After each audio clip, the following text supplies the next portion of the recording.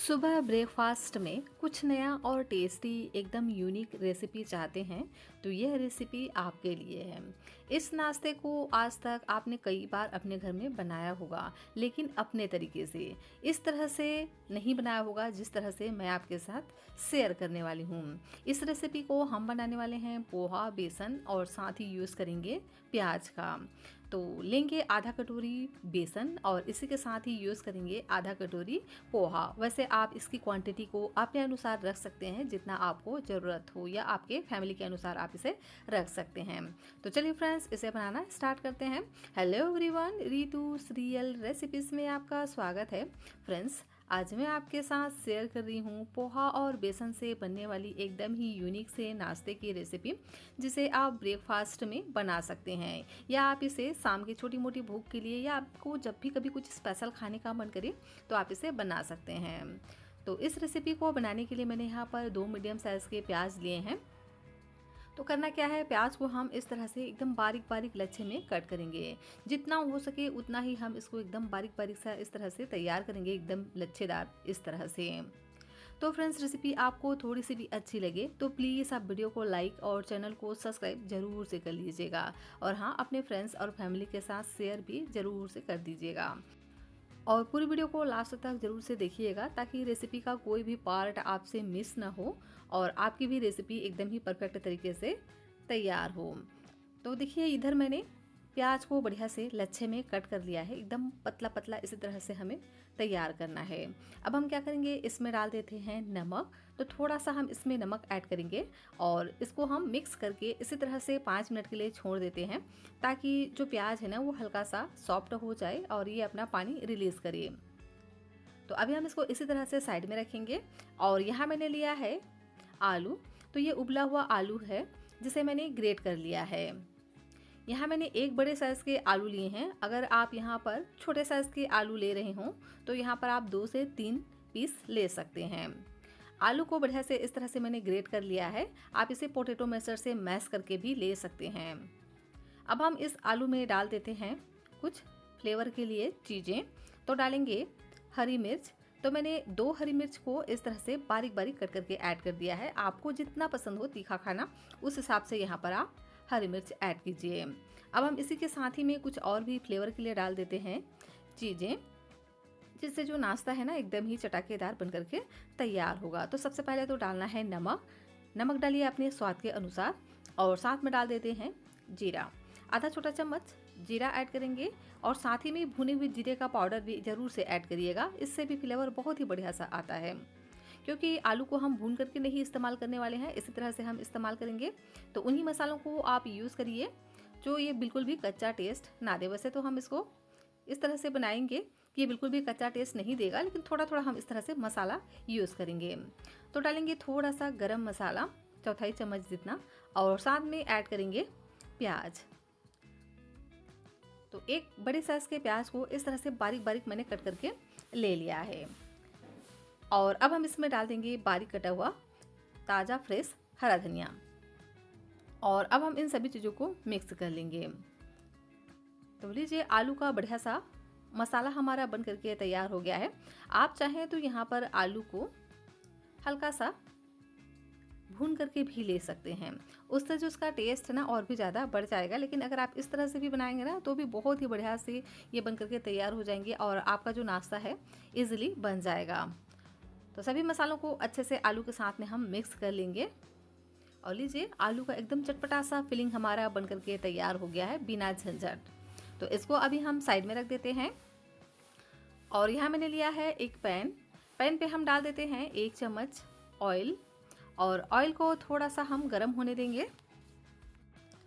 और ऑयल जैसे ही गर्म हो जाए तो यहाँ पर हम डाल देंगे जीरा। आधा छोटा चम्मच यहाँ पर हम जीरा ऐड करेंगे और साथ में डाल देंगे प्याज। तो मैंने इसको इस तरह से थोड़ा पतला पतला ही कट करके ऐड कर दिया है, छोटा छोटा। आप चाहें तो इसको अपने अनुसार कट कर सकते हैं, जैसा चाहें। और इसी के साथ ही में डाल देते हैं 2 हरी मिर्च तीखे के लिए। और साथ में डालेंगे 1 चम्मच रोस्टेड चना दाल। अगर आपके पास चना दाल नहीं है तो यहाँ पर आप कोई भी नमकीन का भी यूज़ कर सकते हैं। 1 से 2 मिनट के लिए सभी चीज़ों को हम बढ़िया से भून लेंगे। तो इसी तरह से कंटिन्यू चलाते जाएंगे और 1 से 2 मिनट के लिए इसे हमें भून लेना है। और अब हम इसमें डाल देते हैं लहसुन। तो 3 से 4 कलियां लहसुन की ऐड कर देंगे। आप इसे ज़रूर से ऐड करना, अगर खाते हैं तो। नहीं खाते हैं तो आप इसे स्किप कर सकते हैं, लेकिन डालेंगे ना तो बहुत ही बढ़िया इसमें फ्लेवर आएगा। 1 मिनट के लिए भून लेंगे लहसुन को और उसके बाद इसमें हम डाल देते हैं टमाटर। तो यहाँ मैंने एक बड़े साइज़ के टमाटर लिए हैं, जिसको इस तरह से मोटा मोटा रफली कट कर लिया है। और ये जल्दी से पक जाए सभी चीज़ें, इसके लिए यहाँ पर हम डाल देते हैं नमक। तो स्वाद के अनुसार यहाँ पर हम डाल देते हैं नमक। और नमक डालते ही जो सभी सब्जियां हैं ना वो अच्छे से पकने लग जाते हैं। तो टमाटर जल्दी से गल जाए इसके लिए हम इसको इसी तरह से चलाते जाएंगे और 1 से 2 मिनट में ही जो टमाटर है हल्का सा गल जाता है, देखिए इस तरह से। तो बहुत ज़्यादा वैसे इसको पकाने की ज़रूरत नहीं है, इस तरह से हल्का सा हम इसको पका लेंगे ना तो इसमें बहुत ही बढ़िया से सौंधी सी खुशबू आने लगती है और इसका टेस्ट एकदम सौंधा सौंधा आता है। तो अब हम इसमें ऐड कर देंगे इमली का पानी। तो यहाँ मैंने 1 छोटे चम्मच इमली को पानी में भिगा करके रख दिया था, तो पानी के साथ ही हम इसमें डाल देंगे। इससे ये और भी चटपटा सा बन करके तैयार होगा। तो थोड़ा सा ज़रूर से ऐड कर देखना, आपको ये बहुत ज़्यादा पसंद आएगा। और अब हम इसमें डाल देते हैं तीखेपन के लिए 2 सूखी लाल मिर्चें। तो आप इसे स्किप भी कर सकते हैं क्योंकि हमने यहाँ पर हरी मिर्च का भी इस्तेमाल किया है ना।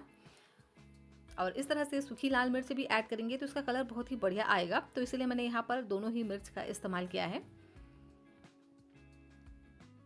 और देख ही सकते हैं सभी चीज़ें बढ़िया से पक चुकी हैं, मतलब बहुत ज़्यादा भी नहीं पका है, हल्का सा ये पक चुका है। तो इस तरह से पक जाने के बाद गैस की फ्लेम को हम बंद कर देंगे और अब हम इसको थोड़ा सा ठंडा होने देंगे। ठंडा होने के बाद ही इसे हम डाल देंगे ग्राइंडर में। फ्रेंड्स, आपसे एक विनती है, रेसिपी अगर आपको थोड़ी सी भी अच्छी लगे तो प्लीज़ आप वीडियो को लाइक और चैनल को सब्सक्राइब ज़रूर से कर लीजिएगा।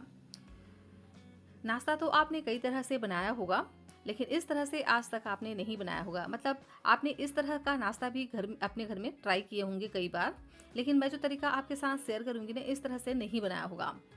तो एक बार ज़रूर से ट्राई कर देखना, यह आपको बहुत ज़्यादा पसंद आएगा। एकदम यूनिक सा यह तरीका है। तो सभी चीज़ों को डाल देते हैं हम ग्राइंडर में और अब हम इसको बढ़िया से ग्राइंड कर लेंगे। तो लीजिए, टमाटर और प्याज की इमली वाली एकदम खट्टी सी चटनी हमारी बन करके तैयार हो गई है। एकदम चटाकेदार चटनी बन करके तैयार हुआ है। तो इसे निकाल लेंगे एक कटोरी में। आप चाहें तो इसमें तड़का भी लगा सकते हैं, लेकिन अगर नहीं भी लगाएंगे ना तो ये चटनी इतना स्पेशल बन करके तैयार होता है कि आप इसे ऐसे भी खा सकते हैं। तो अभी हम इसको साइड में रखेंगे और इधर देखिए यहाँ मैंने लिया है पोहा। तो पोहा को डाल देंगे ग्राइंडर में। तो सबसे पहले पोहा को आप छान लीजिएगा। मैंने इसको बढ़िया से छान लिया था पहले ही, और चाहें तो आप इसे कॉटन के कपड़े में पोंछ भी सकते हैं। तो इसे हम डाल देंगे ग्राइंडर में और उसको बढ़िया से ग्राइंड कर लेंगे। ये देखिए इस तरह से। तो ये दरदरा सा तैयार होता है। तो इसी तरह का टेक्सचर आता है इसका, बिल्कुल सूजी जैसा ये बन करके तैयार होता है। तो अभी हम इसको साइड में रखेंगे क्योंकि इसका इस्तेमाल हमें बाद में करना है। यहाँ मैंने लिया है बेसन। तो बेसन मैंने यहाँ पर आधा कटोरी लिया है। तो जितना हमने यहाँ पर पोहा लिया है उतना ही हम यहाँ पर बेसन का यूज़ करेंगे और उतना ही हम यहाँ पर यूज़ करेंगे पानी। मतलब पोहा, बेसन और पानी का जो क्वांटिटी है अभी हम सेम ही रखेंगे। ज़रूरत के हिसाब से बाद में पानी हम ऐड कर सकते हैं। फिलहाल के लिए यहाँ पर हम आधा कटोरी ही पानी ऐड करेंगे। तो पहले थोड़ा थोड़ा पानी डाल करके एक लम्स फ्री इस तरह से बैटर हम बना करके तैयार करेंगे। उसके बाद सभी बचे हुए पानी को इसमें ऐड कर देंगे। तो लीजिए, सभी पानी को मैंने इसमें ऐड कर दिया है, लगभग आधा कटोरी। और इस तरह का एक पतला सा हम घोल तैयार करेंगे। तो बिल्कुल भी इसमें लम्स नहीं है, देख ही सकते हैं। तो इस तरह से लम्स फ्री बैटर ही हमें बना करके तैयार कर लेना है, एकदम पतला सा। और अब हम इसमें डाल देते हैं कुछ फ्लेवर के लिए चीज़ें। तो डालेंगे जीरा, आधा छोटा चम्मच। भुने हुए जीरे का पाउडर भी ज़रूर से ऐड कर देखना, आपको ये बहुत ज़्यादा पसंद आएगा, बहुत ही बढ़िया सा फ्लेवर आता है। और साथ में डालेंगे चिली फ्लेक्स तीखेपन के लिए, और इससे लुक भी बहुत ही बढ़िया आएगा। और इसी के साथ में डाल देते हैं कलर के लिए हल्दी का पाउडर, थोड़ा सा ऐड करेंगे। और साथ में ऐड करेंगे तिल। तो यहाँ मैंने वाइट वाला तिल का इस्तेमाल किया है। आपको जितना पसंद हो आप डाल सकते हैं। मैंने यहाँ पर 1 चम्मच ऐड किए हैं, आप चाहें तो इसकी क्वांटिटी को कम ज़्यादा कर सकते हैं। साथ में यहाँ पर हम डाल देते हैं कलौंजी, इससे ना लुक बहुत ही बढ़िया आएगा। इसकी जगह पे आप यहाँ पर ब्लैक तिल का भी इस्तेमाल कर सकते हैं। और हींग जरूर से ऐड करिएगा, लगभग 2 से 3 पिंच। और अब हम इसमें ऐड कर देंगे प्याज को, जिसे हमने इस तरह से पतला पतला बारीक लच्छा कट करके रखा था ना, उस प्याज को डाल देंगे। देख ही सकते हैं प्याज एकदम अच्छे से सॉफ्ट हो गया है और इसने अपना पानी रिलीज कर दिया है। तो सभी प्याज को इसमें ऐड करेंगे और साथ में डाल देंगे पोहा, जिसे हमने ग्राइंड करके रखा था। तो सभी को ही हम इस बेसन के घोल में डाल देंगे प्याज के साथ, और इसको हम मिक्स करके इसी तरह से साइड में रख देते हैं, ताकि जो पोहा है ना बढ़िया से फूल सके। तब तक हम इधर दूसरी तैयारी कर लेते हैं। तो यहाँ मैंने लिया है ब्रेड। जी हाँ फ्रेंड्स, ब्रेड से तो आपने इस रेसिपी को कई बार बनाया होगा और इसे आपने बेसन के साथ बनाया होगा, लेकिन मैं जो तरीका आपके साथ शेयर कर रही हूँ इस तरह से नहीं बनाया होगा। तो यहाँ मैंने 4 ब्रेड लिए हैं और ब्रेड के जो किनारी हैं उनको हम नहीं हटाएंगे, इसी तरह से कट कर लेंगे। तो इस तरह से नाइफ की सहायता से अच्छे से कट कर लेंगे। तो एक जो ब्रेड है उसका मैंने इस तरह से 2 पार्ट में कट कर लिया है। देखिए इस तरह से आधे आधे में इसको हमें कट कर लेना है। आप चाहें तो इसको छोटे बड़े अपने हिसाब से कट कर सकते हैं, लेकिन इस तरह से अगर आप कट करेंगे ना तो बहुत ही बढ़िया से इसका लुक आएगा। अब हम क्या करेंगे, एक पीस लेंगे ब्रेड का और अब हम जो आलू का हमने मसाला बना करके रखा था ना उसको लेंगे और इस तरह से हम एक ब्रेड के ऊपर में ऐड करेंगे थोड़ा थोड़ा। इस तरह से फिलिंग को, जो हमने आलू का मसाला बना करके रखा था ना उसको लेंगे और इस तरह से थोड़ा थोड़ा डाल देंगे, मतलब लगभग 1-1 चम्मच जितना हम डालेंगे। और अच्छे से हम इसको चिकना सा ऊपर का जो लेयर है उसको तैयार कर लेंगे और इसके ऊपर में एक और ब्रेड को इस तरह से कवर कर लेंगे और हाथों से इस तरह से हल्का सा दबाते हुए प्रेस करेंगे। और लीजिए इस तरह से ब्रेड का नाश्ता हमारा बन करके तैयार हो गया है। तो इसी तरह से ही हमें सभी नाश्ते को बना करके तैयार कर लेना है। तो देखिए एक पीस मैंने इस तरह से तैयार कर लिया। अब हम दूसरा पीस भी इसी तरह से तैयार करेंगे। तो दूसरा ब्रेड पर भी इसी तरह से हम थोड़ा ही ऐड करेंगे फिलिंग को, बहुत ज़्यादा नहीं डालना है, बस थोड़ा सा ऐड करेंगे, लगभग 1 से 2 चम्मच जितना आपको इसको डालना हो उस तरह से आप डाल सकते हो, लेकिन थोड़ा सा इस तरह से पतला करेंगे ना तो बढ़िया से ये पक पाएंगे। तो थोड़ा थोड़ा इस तरह से हम ऐड कर देते हैं और अच्छे से ऊपर का जो सरफेस है उसको चिकना कर लेंगे और दूसरी ब्रेड से इसको हम इसी तरह से कवर कर लेंगे। तो ये देखिए ये बहुत ही आसानी से तैयार हो जाते हैं। तो इसी तरह से हम सभी ब्रेड को इस तरह से बना करके तैयार कर लेंगे।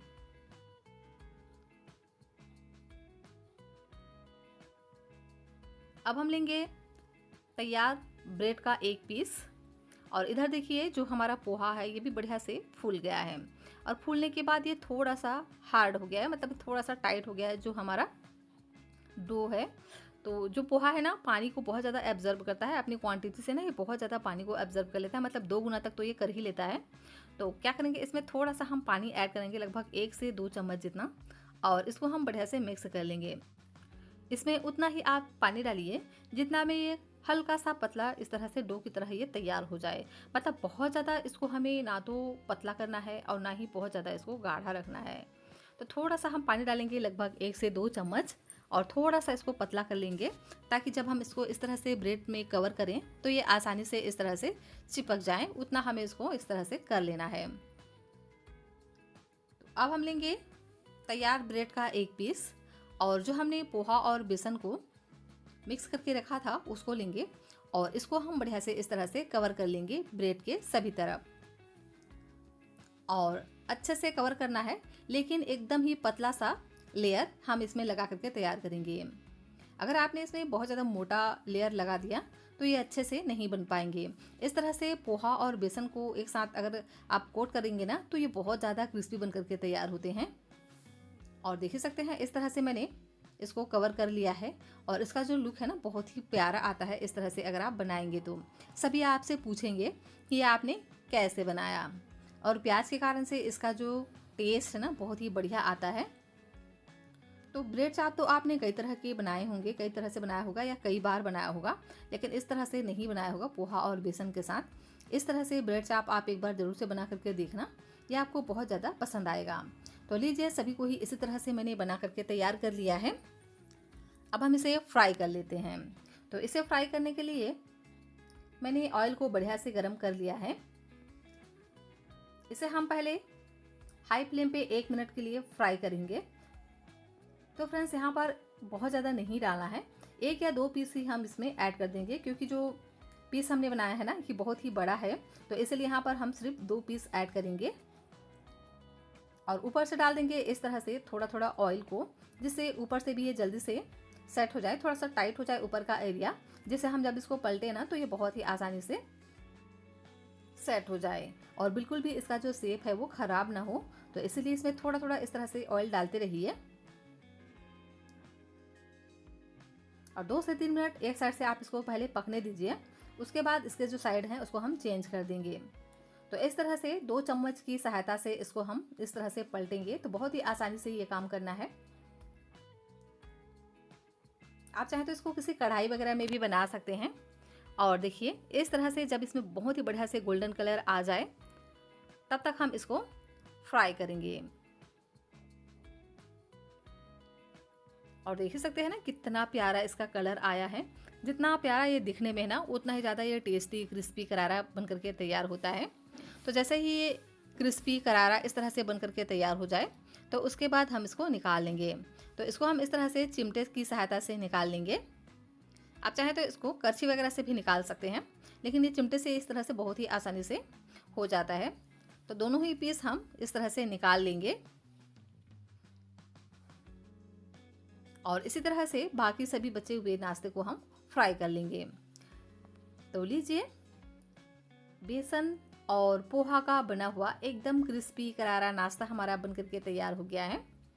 इसे आप चीज़ वगैरह से गार्निश भी कर सकते हैं, या आप चाहें तो आलू में भी चीज़ डाल सकते हैं, लेकिन मैंने इसको सिंपल तरीके से बना करके तैयार किया है। तो ब्रेड पकौड़ा तो आपने कई तरह से बनाए होंगे, लेकिन इस तरह से नहीं बनाया होगा। इस तरह से बनाएंगे ना तो ये और भी ज़्यादा क्रिस्पी करारा बन करके तैयार होगा और खाने वाला आपसे पूछता रह जाएगा कि आपने इसको कैसे बनाया। तो एक बार पोहा, बेसन और प्याज की बनी हुई इस रेसिपी को नए तरह के ब्रेड पकौड़ा बोल सकते हैं आप इसको, एक बार ज़रूर से ट्राई कर देखना, यह आपको बहुत ज़्यादा पसंद आएगा। और इसका जो लुक है ना, यह भी बहुत ही ज़्यादा प्यारा आता है इस तरह से बनाएंगे तो घर के सभी को ही बहुत ज़्यादा पसंद आने वाला है। इस रेसिपी को आप किसी भी चटनी के साथ सर्व कर सकते हैं, या आप इसे किसी भी सब्जी के साथ भी सर्व कर सकते हैं। और जो हमने अभी चटनी बना करके तैयार किया था उसके साथ अगर आप इसे सर्व करेंगे ना तो इसका टेस्ट आपको और भी ज़्यादा मिलने वाला है। तो ज़रूर से इस रेसिपी को आप एक बार ट्राई करना। मैं आपको तोड़ करके दिखाती हूँ इसका अंदर का टेक्सचर कि कितना बढ़िया से ये पक करके तैयार हुए हैं। तो देखने से ही आपको पता चल रहा होगा कि ये कितना मज़ेदार बन करके तैयार हुआ है। तो फ्रेंड्स, रेसिपी पसंद आए तो प्लीज़ आप वीडियो को लाइक, चैनल को सब्सक्राइब जरूर से करिएगा और इस रेसिपी को एक बार ट्राई भी करिएगा।